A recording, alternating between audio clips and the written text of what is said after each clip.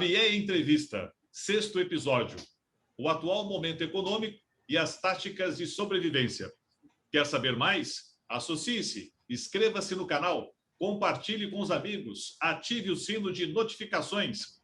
Pelos próximos 40 minutos, vamos conversar com um dos mais importantes jornalistas econômicos do país. Começou a sua carreira jornalística aos 13 anos. Nos anos 70, começou a trabalhar na revista Veja, tornou-se repórter de economia e logo depois responsável pelo caderno. Na década de 80, transferiu-se para o Jornal da Tarde e criou a seção Seu Dinheiro e o caderno Jornal do Carro. Em 83, iniciou suas atividades na Folha de São Paulo, criou a seção Dinheiro Vivo, participou do projeto de criação Datafolha e ganhou o prêmio ESSO com a série de reportagens do Plano Cruzado. Se eu continuar a relatar o seu extenso currículo, até a data de hoje, não teremos mais programas. Temos o privilégio de conversar com o senhor Luiz Nassif. Agradecemos muito a vossa disponibilidade. Não, o prazer é meu. Eu digo que é um prazer redobrado de conversar com quem é da indústria e acredita na indústria e acredita na importância das políticas públicas para a indústria. William e amigos aí. Maravilha, vamos começar as perguntas. Minha primeira pergunta, Nassif. Estamos observando um aumento do desemprego e a disparada nos preços nas gôndolas do supermercado. Estamos caminhando para uma estagflação? Olha, nós já estamos na estagflação. Hoje é disfarçado um pouco essa questão dos índices de preço, porque o pessoal se baseia muito no IPCA, o índice de preço por consumidor ampliado, e o IPCA é parte da cesta de produtos. O IPCA são produtos de serviço que estão contidos aí por conta da recessão, do isolamento e tudo. Se você vai para o índice geral de preços, que daí pega os preços que batem na indústria, preço por atacado e tudo, nós estamos na faixa de 25%. E o que está acontecendo aí? Onde que se dá a estagflação? Você teve... Veja bem, quando você fala em política econômica, a política econômica é fundamentalmente resolver problemas.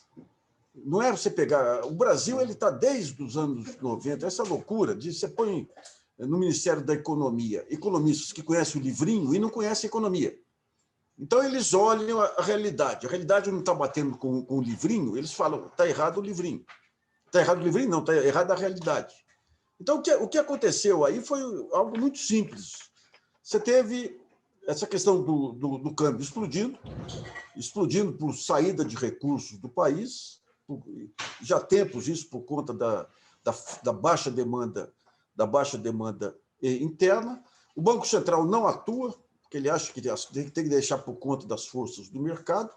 Ao mesmo tempo, você tem uma explosão na demanda internacional de commodities puxada pela China, e dessa soma de alta das commodities e alta do câmbio, explode a inflação aqui. Então, não é uma inflação de demanda, é uma inflação tipicamente de custos. No começo, com a renda emergencial, num primeiro momento, deu para as empresas repassarem parte desse custo para frente. Isso aconteceu na indústria têxtil, voltado mais para baixa renda, tudo. Então, começou a repassar. Mas os preços continuando aumentando. Daí chega lá na frente, corta a renda emergencial, não consegue mais repassar. Quando não consegue mais repassar, você tem a estagnação e você tem a inflação. Se fosse uma política econômica minimamente razoável, como é que se combate essa explosão de preços que é conduzida pelo exterior? Você coloca um imposto de exportação, então, digamos o seguinte, o câmbio aumentou, chutando, 30%, commodities mais 20%. O produtor aqui está ganhando de commodities, agronegócio, tudo está ganhando 50%. Então, coloca um imposto de exportação de 20%. Isso em qualquer país civilizado faz isso. Então, daí os preços acabam tendo esse corte, os preços internos, e mantém o lucro do produtor. O segundo ponto, você coloca cota de exportação. Todo mundo fez isso. Por que aumentaram as importações de alimentos do Brasil? Porque outros países perceberam o furacão que vinha pela frente e resolveram preservar a sua população. Aqui deixaram correr solto. E o terceiro ponto, estoque regulador. Quando estouraram os preços do arroz, eu fui conferir na Conab, aí, desde o tempo do Temer, aí, estoque regulador foi lá para baixo.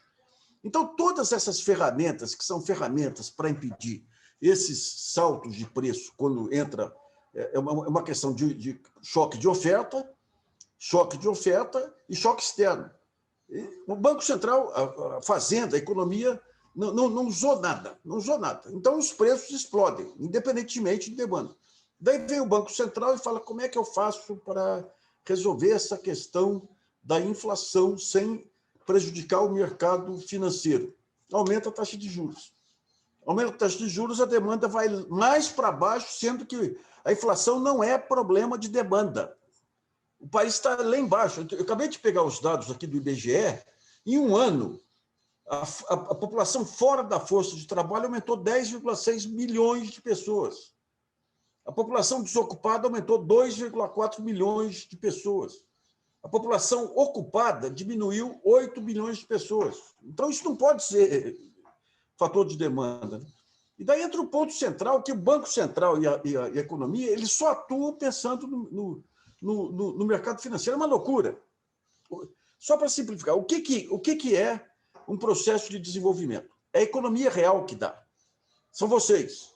Você tem a economia real crescendo, daí você tem geração de emprego, geração de renda. Geração de emprego e geração de renda gera demanda. Demanda ocupa a capacidade instalada. Ocupando a capacidade instalada, vem o investimento. Daí entra o mercado financeiro. Então, você vai ter BNDES ou outro, de repente uma empresa está disparando, pô, eu quero capitalizar. Então, vem o mercado financeiro. Mas o mercado financeiro tem que vir a reboque. Aqui, o que eles fazem? As coisas indecentes que fazem. O BNDES empresta para o setor privado. Empresta a um custo baixo, mas isso tira o dinheiro, tira a rentabilidade do mercado financeiro. Porque se ele quiser lançar uma debênture e tudo, o teto é dado pelo BNDES. Então, o que eles fazem? Aumentam o custo do financiamento do BNDES. A mesma coisa, se dá uma inflação aqui, o que eles fazem com essas metas inflacionárias aí? Eles aumentam a taxa de juros mais que proporcionalmente à taxa de inflação. Então, se a inflação der 5, a taxa de juros vai para 8. Se der 10, vai para 15. Para quê? Para preservar o capital exclusivamente. Então, agora, com o Paulo Guedes e com todo esse ângulo, você tem, eu acho que a desmoralização. Isso aí vem desde o Marcílio, vem isso aí. Foi mantido no Plano Real, foi mantido pelo governo Lula, foi mantido pelo... A Dilma, no certo momento, tentou reduzir spread bancário e tudo, mas todas as atitudes dele são visando não causar nenhum prejuízo para o mercado de ações, que não tem nenhuma relevância aqui no Brasil, ou para o setor financeiro. Outro dia, um colunista do Financial Times, que é a bíblia do capitalismo mundial, ele falou prejuízo do mercado de ações não atrapalha em nada a economia, não tem vínculo.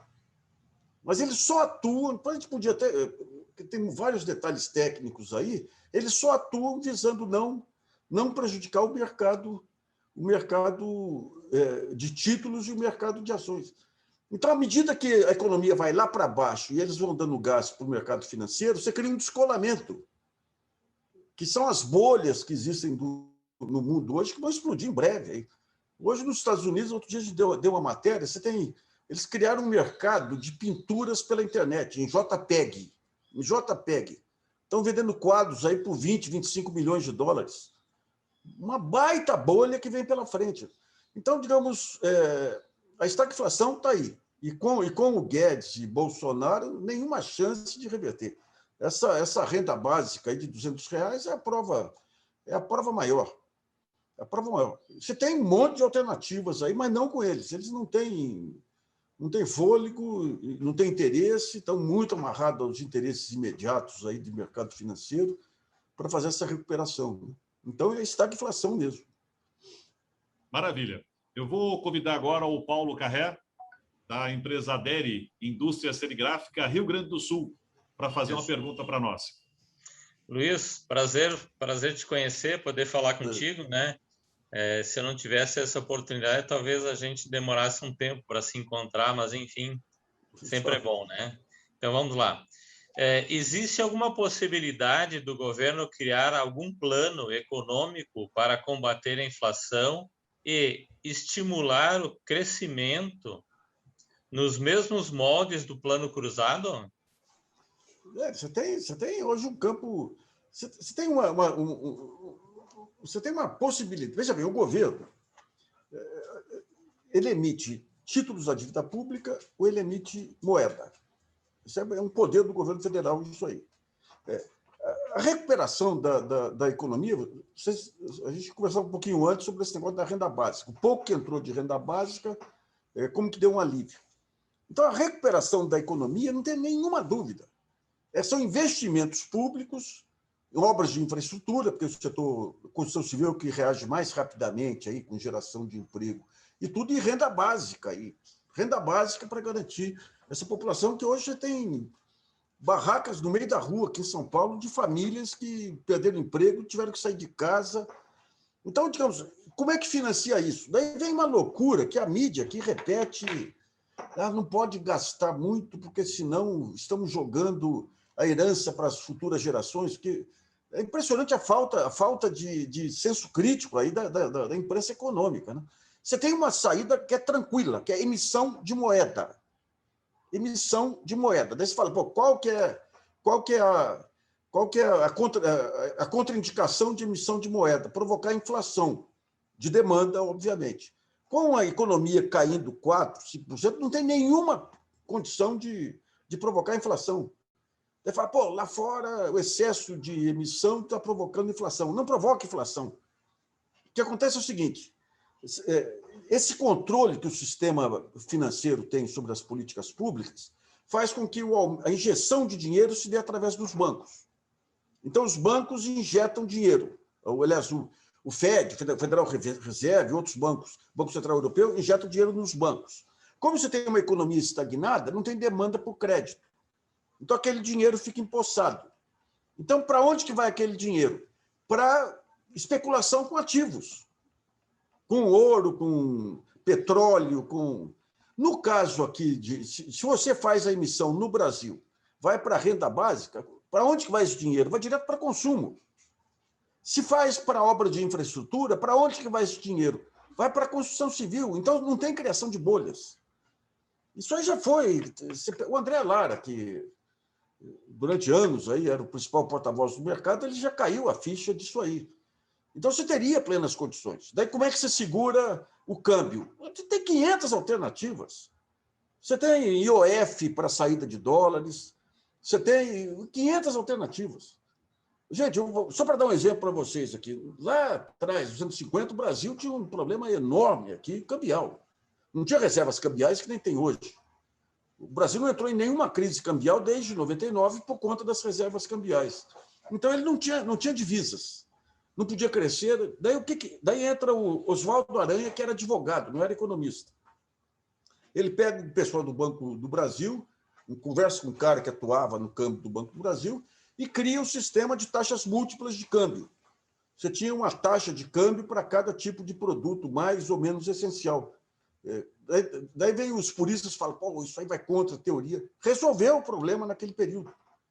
Você pega nos anos 30 na Alemanha, nos anos 30 na Alemanha, a Alemanha totalmente quebrada, sem divisas, criaram sistemas lá de troca de produtos. Ou seja, o papel do ministro da Economia é ir resolvendo esses problemas. Então, como que seria uma saída de um plano que com esse governo é impossível você pensar? Emissão de moeda, que você não impacta a dívida pública, não impacta, voltada para investimentos em infraestrutura e renda básica. Segundo, segurar a alta do câmbio, seja atuando no mercado com as reservas cambiais, seja impondo IOF e outras coisas mais. Aproveitar esse negócio de fintech agora que está vindo aí e estimular uma competição por crédito dos bancos, reduzindo o spread bancário, sabe? E hoje você tem uma estrutura que há muito tempo está crescendo aí à sombra dos bancos, aí, que são cooperativas de crédito e tudo, que tem cumprido um papel muito relevante aí também, né? Então, são saídas que existem, são pensadas desde os anos 30. Por que não saem no Brasil? Porque se você reduz o custo do financiamento, e o BNDES do investimento e o BNDES que dá isso, você prejudica o lucro do banco de investimento. Se você faz emissão de moeda, você tira o poder de barganha do mercado. O Banco Central faz uma emissão de título. O Banco Central quer cobrar 3, o mercado quer 3,5. Se o Banco Central tem a alternativa de emitir dinheiro, investir título, acaba o poder de barganha do mercado. Então, digamos, o que impede uma política anticíclica, uma política de reverter esse quadro todo aí, é o domínio do mercado financeiro sobre política econômica. Espero ter respondido aí, Paulo. Ficou claro. Vou convidar agora Elton Carvalho, da empresa Ecosystem, Bahia. Por favor, a sua pergunta, Elton. Abrindo aqui o microfone. Olha só, Nassif. Obrigado por estar fazendo essa entrevista para a gente, tá? Me diga uma coisa, com essas danças das cadeiras aí que está tendo nos ministérios, pode afetar a economia? E qual o objetivo do governo em promover essas mudanças? E eu gostaria de acrescentar mais um tema, além desse. Qual é a sua visão com relação à venda das estatais, a desestatização do governo? Queria entender esses 2 pontos, por favor.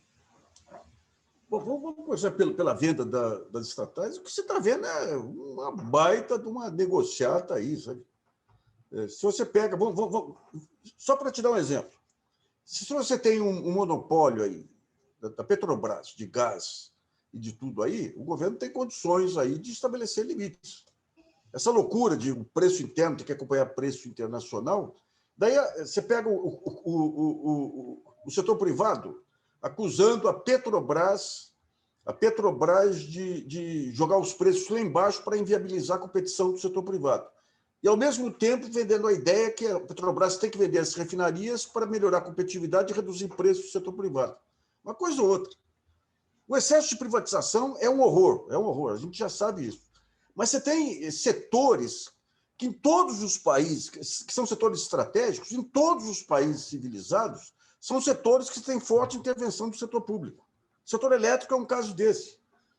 Se a Eletrobras for privatizada, aí, gente, o custo da energia aqui vai decuplicar, como ocorreu em outros lugares. O que acontece hoje? Você tem toda a geração de energia da Eletrobras e outros aí, que são as energias contratadas. São aquelas energias que são de contratos de longo prazo por preços acessíveis. O que o mercado quer? Privatiza a Eletrobras, no momento seguinte, toda essa energia você joga no mercado à vista. Se você pegar México, Estados Unidos, Texas, tudo isso provoca uma explosão de preço. Por que BTG, XP e todas as outras estão entrando agora, criando comercializadores de energia? Porque vai dar um baita salto no custo. Então, esses preços que são internacionais têm que ser controlados tem que ter uma intervenção do governo. Que é energia, é o setor elétrico, é combustíveis. Quando você pega a Petrobras, por exemplo, a Petrobras, a indústria de petróleo, você pega todas as petroleiras de países produtores de petróleo, tem um ecossistema. Então, tem a prospecção, que é a parte mais arriscada, porque depende de oscilações do mercado internacional. Mas daí você põe a distribuição, que tem uma rentabilidade fixa aí. Os caras, independente do preço do petróleo, ganham em cima do percentual. Tem o refino. Então, você cria o ecossistema de tal maneira que, quando a prospecção está dando prejuízo, os outros ajudam a financiar. Aqui eles pegaram aqui, venderam BR para cá, venderam gás para lá, sem nenhuma preocupação com o que está acontecendo com o custo da energia. Isso ocorreu com o Fernando Henrique. Ele traz um modelo inglês lá, você tinha um monte de hidrelétrica que já estava amortizada. Porque sempre no preço da hidrelétrica, a cada ano ia 25% do preço que entrava na tarifa. Quando a elétrica estava depreciada, você não tinha mais esse preço. Então, o custo da energia era lá embaixo. O Brasil tinha o mais baixo custo de energia do mundo na época. Aí. Daí o que acontece? Você faz um modelo novo aí de mercado, pega parte dessa energia, descontrata e joga no mercado à vista. As cotações foram lá para cima e, na primeira seca que deu, implodiu o sistema. Então, digamos, o pessoal fala muito no exemplo americano, eles deviam seguir o exemplo americano à risca. Como que é o modelo de energia de petróleo nos Estados Unidos? Como que é o modelo elétrico nos Estados Unidos? O que aconteceu com aqueles estados que saíram desse modelo elétrico? Então, digamos, essas privatizações aí são negociatas, gente, negociatas com carta marcada e tudo aí. Eles falam de 150 estatais para serem privatizadas. Cadê elas? O que eles querem é a Eletrobras, o que eles querem é a BR Distribuidora, que são estatais que garantem a segurança energética aí do país. Então, Bom, em relação a essas mudanças que ocorreram, aí foi desespero do Bolsonaro. Né? Ele perdeu, está se desmoralizando na guerra aí contra a pandemia. A entrada do Lula criou um terremoto aí na cabeça dele. Ele tentou envolver as Forças Armadas, não conseguiu. Então, ele atuou como se fosse o... Se você pegar as mudanças todas que ocorreram, ele não conseguiu ampliar o círculo de agregados dele lá. Pega um general Bento aqui, põe ali, pega um outro aqui, dali. Mas foi uma tentativa efetiva. Ele está a fim de dar um golpe, isso aí desde o primeiro dia que ele entrou. Né? Mas as Forças Armadas mostraram que não vão convalidar o golpe. Então, o que ele faz? Faz um carnaval desse, foi obrigado a colocar um ministro da Saúde aí que defende isolamento, que defende... com as restrições de quem tem Bolsonaro como chefe, né? Defende vacinação, defende integração com governadores e tudo. E daí ele é coado, ele sai dando tapa no mundo. Né? Em geral, quando você tem uma decisão de governo, você tem toda uma explicação lógica, racional, de como que pensou aqui e ali. Ele não tem essa sofisticação. Né? Então, o que ele faz? Ele permite um orçamento maluco aí, que não vai se sustentar. Esse orçamento ele entrega parte relevante do orçamento para deputado poder aplicar onde quiser, tirando, inclusive, de setores que têm recurso garantido por Constituição, saúde, educação e tudo. Entrega 1/3 para as Forças Armadas. E fala, agora eu tenho o Congresso e as Forças Armadas, eu vou dar o golpe. Daí, quando chega, avança um pouco, vem o comandante do Exército e fala, eu não aceito. Então, ele faz toda essa movimentação para tentar ampliar o poder dele, mas mostrou só desespero e não conseguiu avançar. Então, o que ele vai fazer vai ser usar as milícias dele aí para agitar os governadores, para provocar os governadores, e usar o Ministério da Justiça e a AGU, Advocacia Geral da União, para intimidar os críticos. Né? Só que ele não para. Ele poderia se enquadrar agora, deixar o negócio caminhar até 2022, ele não para. Hoje voltou a declarar guerra aos governadores, ao isolamento. Ele não tem noção. É só ele ficar coado, ou os filhos ficarem coados, que ele sai dando tapa, burro, tiro para todo lado. E não adianta tentar encontrar uma lógica. Né? Ele não tem uma lógica, ele age visceralmente. Né? Então, digamos, é isso. Então, daí o que ele faz? Ele tem, como presidente, ele tem o direito de trocar o ministro da Defesa. Tem o direito de trocar os comandantes das forças. Daí, o que as forças vão fazer? Vão apresentar uma lista tríplice, mas criando um baita de um desgaste, uma baita crise militar a caminho. Entrega a lista tríplice para ele e ele é obrigado a escolher, e nessa lista tríplice, militares comprometidos com as instituições. E daí o que ele conseguiu foi dar um álibi para o Exército, principalmente, pular fora do barco dele. Né? Tentar se desgarrar desse desastre aí que foi... Pega a Petrobras, vamos pegar a Petrobras, voltando lá atrás. Só para vocês verem como que é a manipulação. A Dilma fez um monte de erro com o Petrobras lá, segurou, e fez um monte de acerto também lá atrás. A Petrobras estava garantindo todos os estaleiros que estavam vindo por aí. E os estaleiros têm um tempo de aprendizado. Você começa a fazer um pouco mais caro e vai melhorando. Isso estava estimulando toda a indústria de máquinas e equipamentos. O conteúdo nacional estava promovendo uma outra revolução industrial que nem se teve em 80, com a crise do petróleo. Ainda no governo Gás, teve crise do petróleo, foi obrigado a nacionalizar vários equipamentos, surgiu o polo gaúcho, vários setores aí.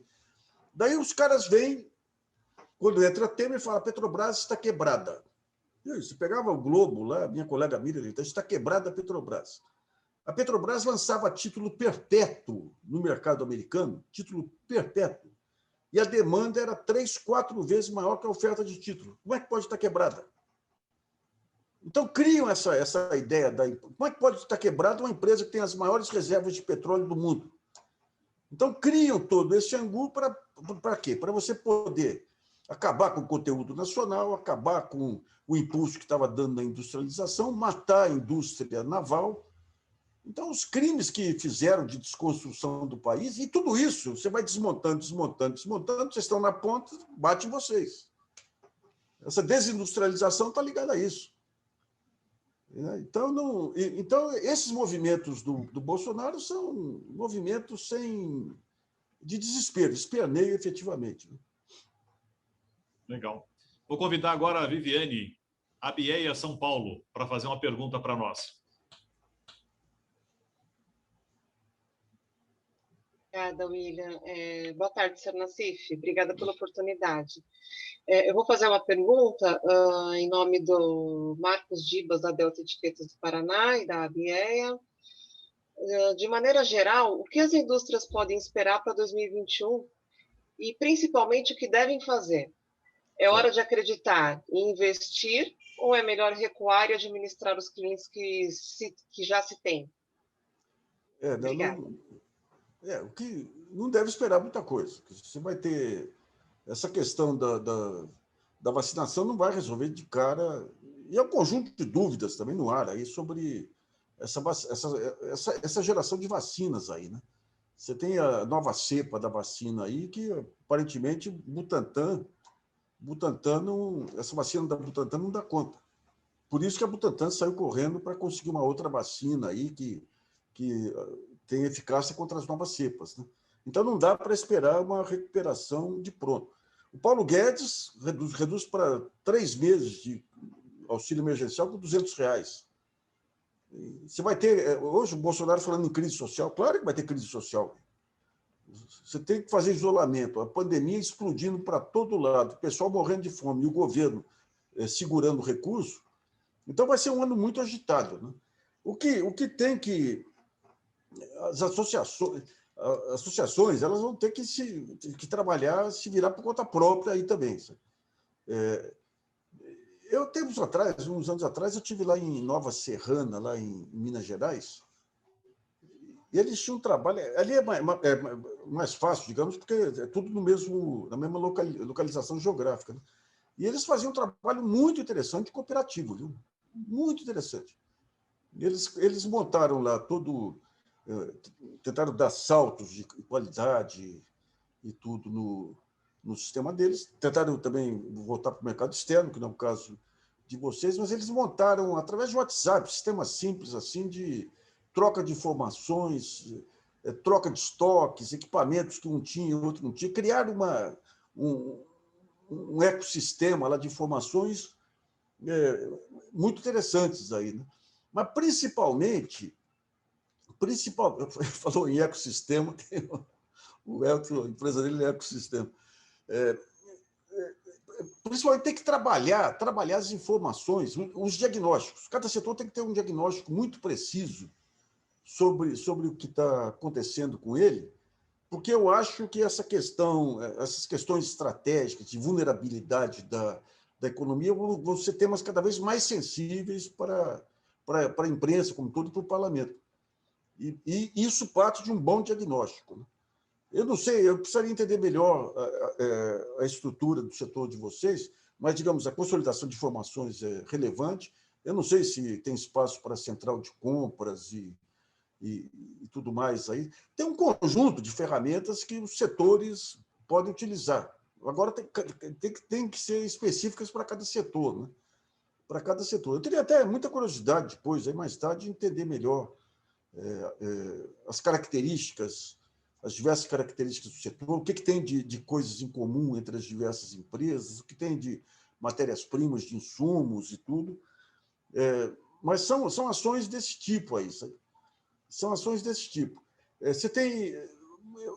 essa questão de saúde. Eu estou saindo daqui daqui a pouco, inclusive, que a gente vai fazer uma live aí sobre o complexo industrial da saúde, que é algo que começou a ser montado lá atrás pelo pessoal da Fiocruz, com aquele programa de desenvolvimento produtivo, e agora vai dar um salto aí.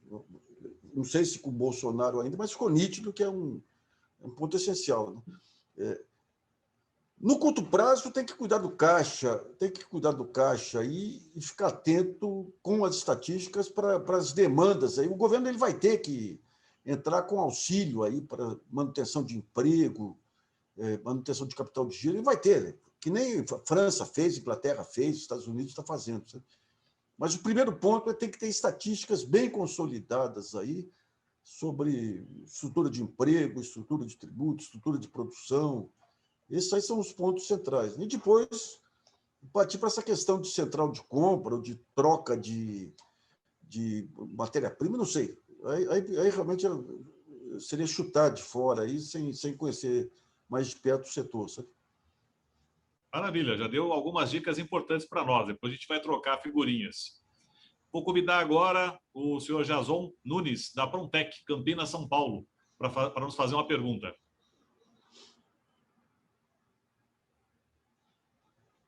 O microfone está fechado, Jason. Obrigado. Boa tarde, Luiz Nassif. Prazer enorme falar contigo. Prazer. Muito bom ouvir uma mente lúcida, né? Posso colocar até no campo progressista, alguém que está mais do lado do povo do que do lado do mercado. Eu acho que isso é muito importante nesse momento.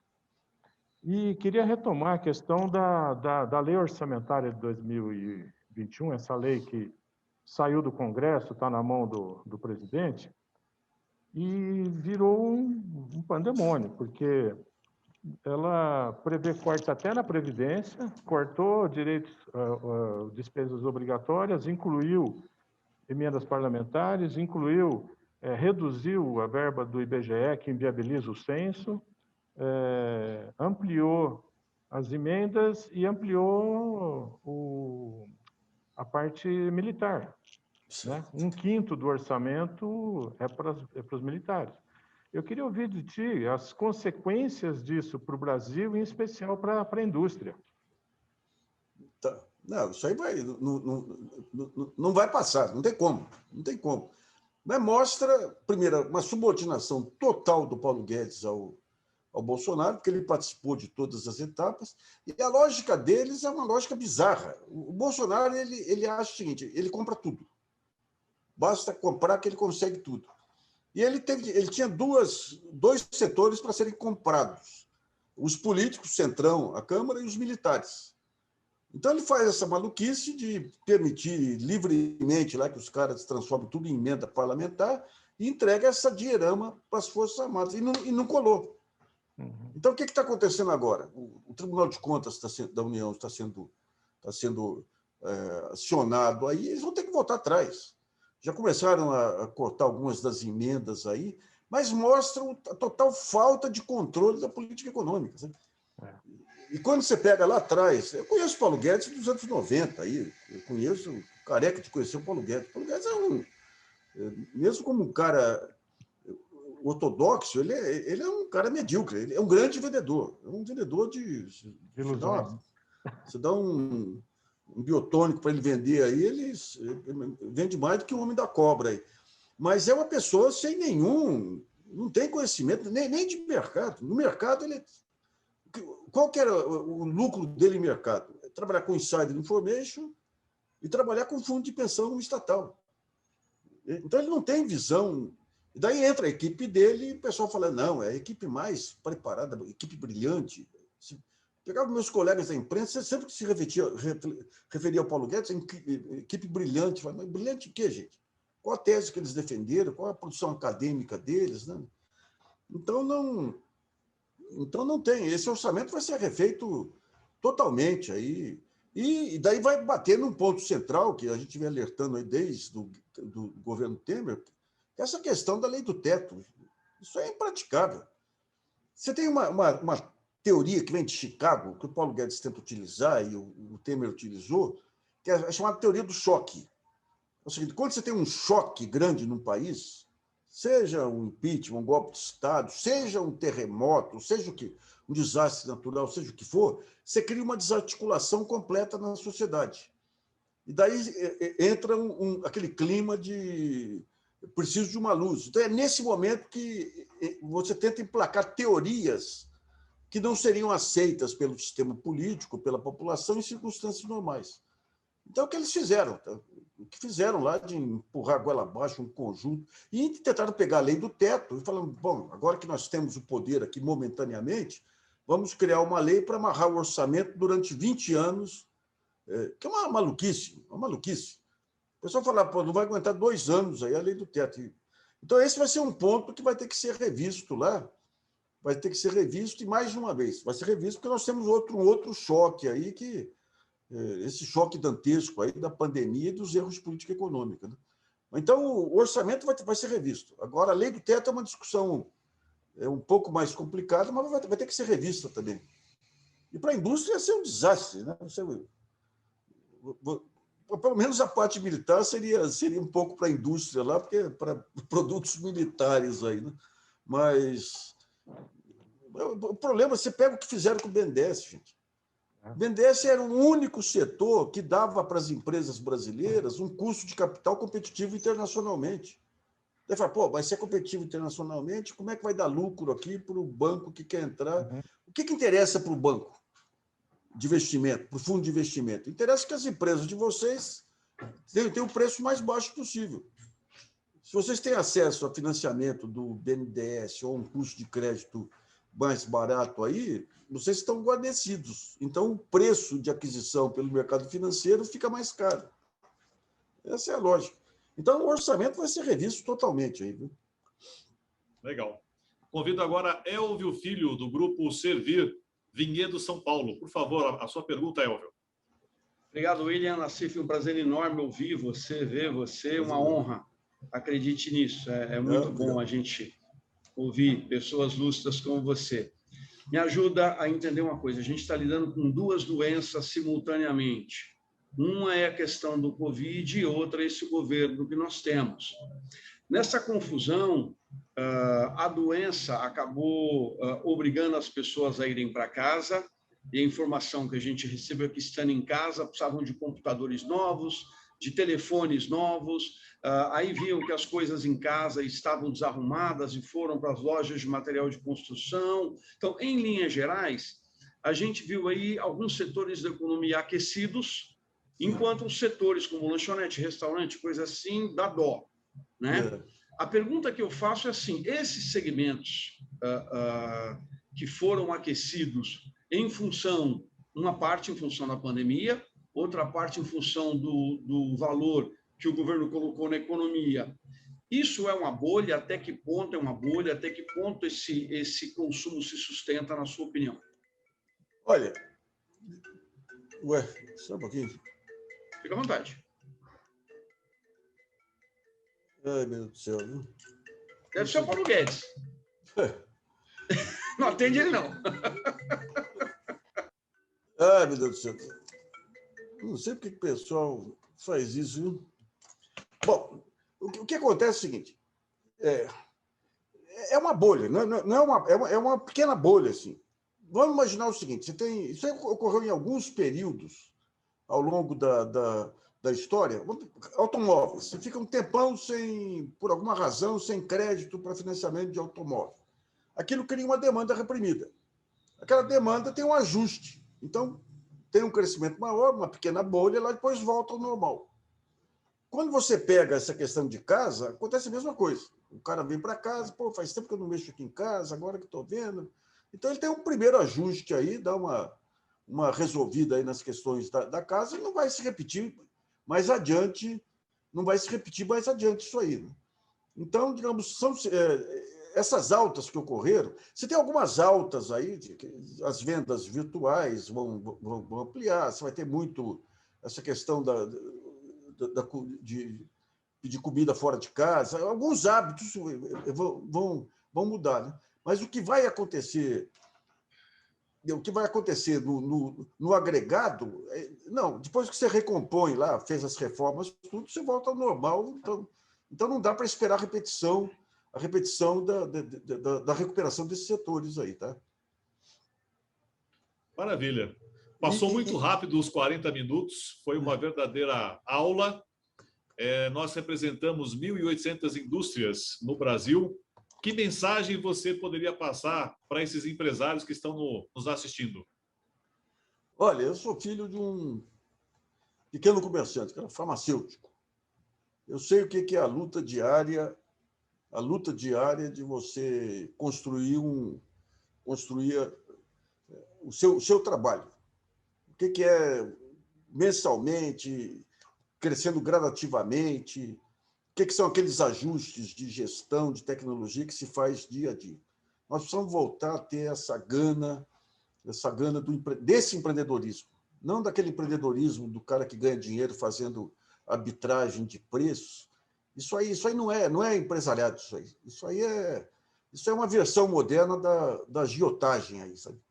O mercado financeiro de capitais tem uma grande função pela frente, mas quando ficar a reboque e como complementar, fator de complementação dos verdadeiros empresários que são vocês, sabe? Eu tenho uma maior admiração por esse tipo de empreendedorismo, o cara que trabalha, que mede onde pode melhorar, que tem aquela noção do detalhe, das pequenas coisas que levam a grandes melhorias, que tem uma relação de confiança com os funcionários, que cria parceria com outros empresários do setor.